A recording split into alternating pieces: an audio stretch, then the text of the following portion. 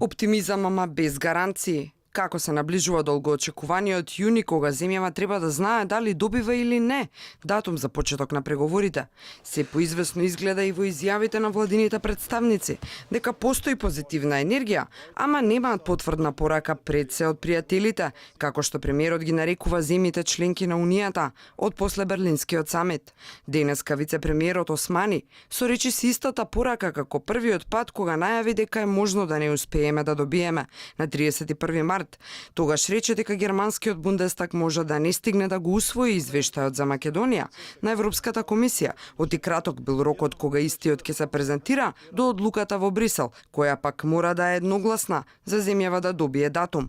И денеска, после самитот во Берлин, Османи со истата нота. Се уште постои техничката дилема дали Бундестагот ќе може во едната единствена сесија помеѓу препораката и одлуката на Советот да расправа, меѓутоа правиме напори и овој период ќе го искористиме максимално да не оставиме никаков аргумент за да се одложи дебатата во Бундестагот или па да не се донесе одлуката.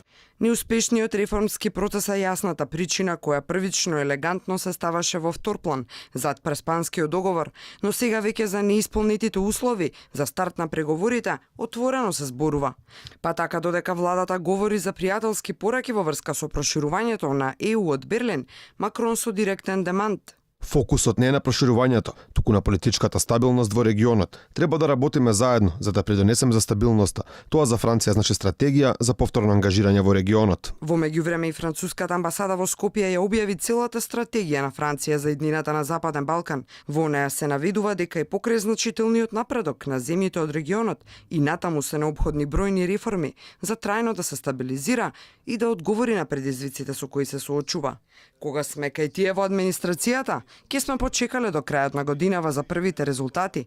Сепак министерот надлежен во овој ресор смета дека последната бриселска оценка со формулација добар напредок во администрацијата би требало да не задоволи. Моделот на реформата на јавната администрација ќе ги почувствуваат, ќе ги осетат кон крајот на 2019 година. Сме во процес на реорганизација и оптимизација на целиот систем. Исправање на системски грешки од децении наназад.